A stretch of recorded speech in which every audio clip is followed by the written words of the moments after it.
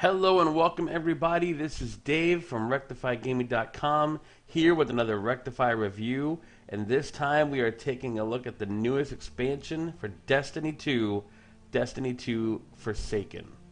Destiny 2.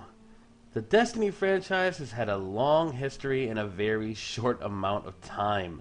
The trend seems to go release base game with tons of hype and excitement. The base game releases to critical acclaim and admiration. In about a week, the community starts to rebel against Destiny, claiming a lack of content, questionable game mechanics, and a lack of things to do, even as players are logging in and playing for hundreds of hours on end. You usually have one bad expansion, then a mediocre expansion, that usually is right before a big September release that really promises to shake things up. You have new trailers and vidocs that promise to change the formula, add new content, keep players engaged, tell a full story, and make sweeping, fundamental improvements to a game people love to hate but also love to play. That expansion was called The Taken King, and when it arrived, it changed the conversation about Destiny forever. Another major expansion another year after that was called The Rise of Iron, and it added more fuel to the fire, and then the excitement and hype started to really build for Destiny 2, just as it had for Destiny 3 years earlier. And you guys already know how the story goes. Destiny 2 released in September of 2017, and for a handful of weeks was the greatest game of all time. Rave reviews abound, and the player base was overjoyed with the numerous improvements and the big bad Gaul-based storyline. But after a handful of weeks went by, the Destiny fan base revolted a second time. Longtime Destiny fans were put off by the oversimplification of the RPG mechanics, the stripped down nature of PvP, and the overall feeling that Destiny 2 was a mile wide but about an inch deep in all of its RPG mechanics. Truth be told, I was one of those players. In the span of a month, I had put in over 70 hours with it. I was in love at first, impressed by its story and gunplay. Everything that would later become something I resented about it was something I couldn't get enough of for that first month. And then eventually I hit a wall, like most of the community, and realized most of the changes absolutely gutted all of the depth and layers Taken King and Rise of Iron had added. Destiny 2's first couple of expansions, The Curse of Osiris and Warmind, added new locations, story, guns, armor, and several new mechanics alongside larger quality of life patches that were released to try to change the dialogue about Destiny 2. Curse of Osiris did nothing to help the game, however, and was viewed as pretty big dud, with a storyline that could complete it in a couple of hours, no new raid added outside of a new lair, and there wasn't much content there. That was probably the down point of Destiny 2's lifecycle. Earlier this year, though, Destiny 2's Warmind expansion had a bigger impact, and that was pretty much the opening salvo of Destiny 2's comeback story.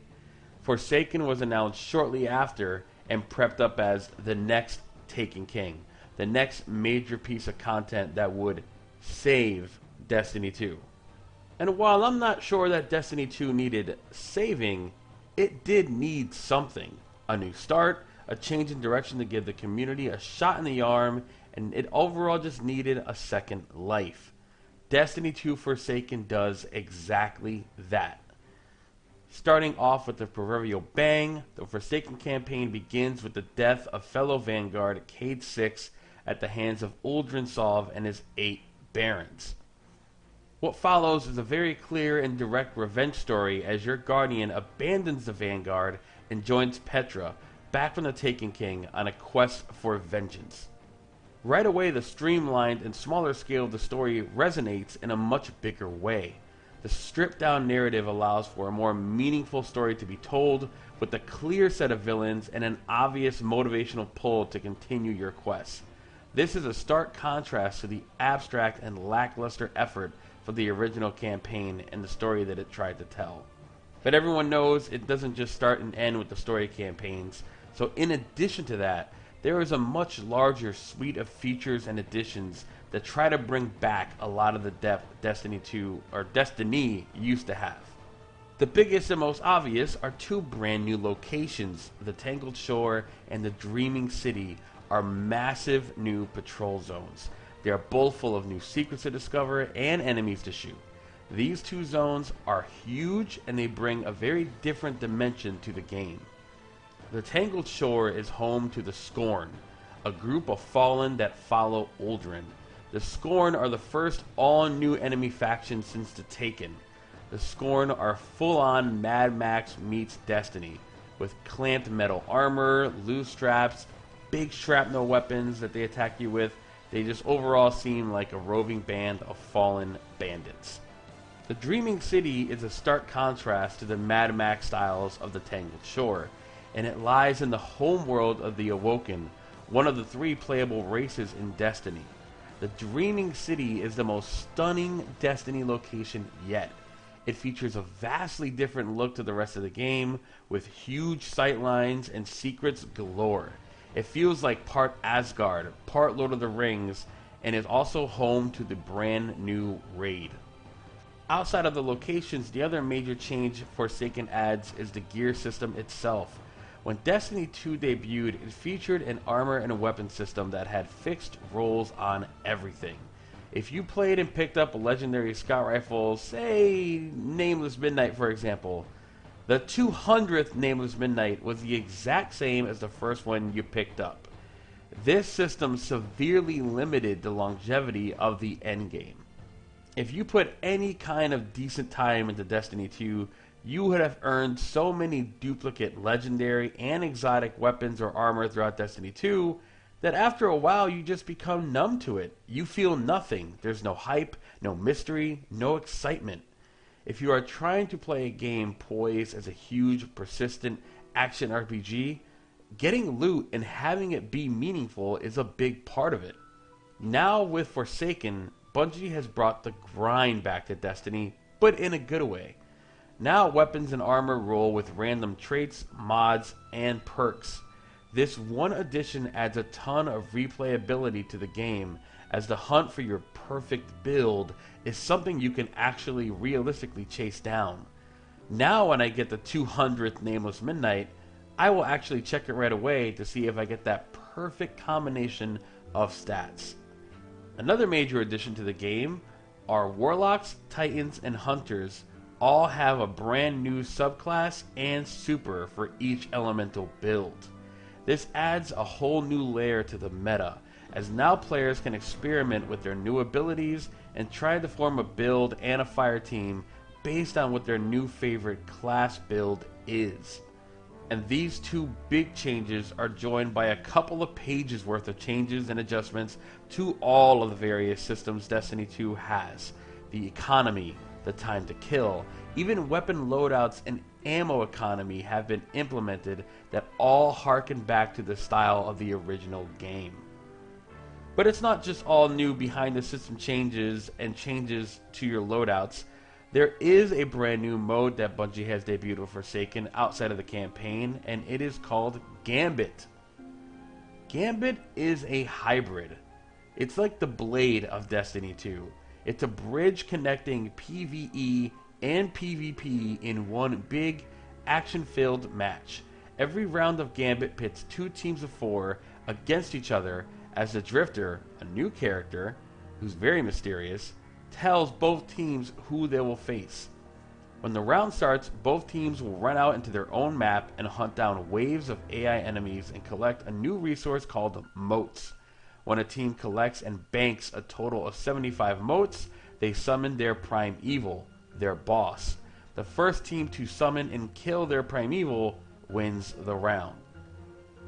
Seems simple, but in reality it's not so much. Every time you bank a certain amount of motes, you send a blocker to the enemy team.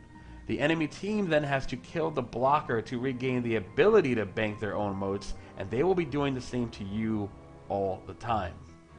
In addition to these rules, portals will open at certain intervals that will allow one player from your team to invade the enemy side, and try to hunt them down and in general become a nuisance to what they're trying to accomplish. The careful balance of focusing on the AI enemies, clearing out blockers, banking moats, and warding off invaders is a frantic, fast-paced fusion of the best parts of Destiny distilled into one chaotic brew. Now it all sounds good, but there are some harsh reminders that are still present to remind us that this is just an expansion. A huge expansion, but it's not a full-fledged new sequel built from the ground up. Some issues I have with Destiny 2 are still present and as frustrating as ever. Extremely poor playlists that can place you in the same PvP map or strike multiple times, for example. Horde modes like the brand new Blind Well and the Escalation Protocol still have no attempt at a matchmaking system. The 3-player fireteam limit is still around and just as arbitrary as ever. As much as stuff Forsaken changes, a lot has stayed the same, and most of the deep core issues from Destiny 2, there are things that are going to need a complete rework from the ground up. Destiny 2 Forsaken isn't that, but I also didn't expect it to be. Those are the types of issues that the inevitable Destiny 3 will have to address from the outset. Destiny 2 Forsaken is a massive expansion, with a new story, powers, gear, and Gambit all in the mix to give Destiny 2 the content-filled shot it needs. It isn't perfect by a long shot, with some fixes providing a band-aid on the deeper core problems at Destiny 2's center. However, as a starting point for the next year of content, it does put Destiny 2 in a much better place. Bungie's mission statement with Forsaken was to bring the hobby back.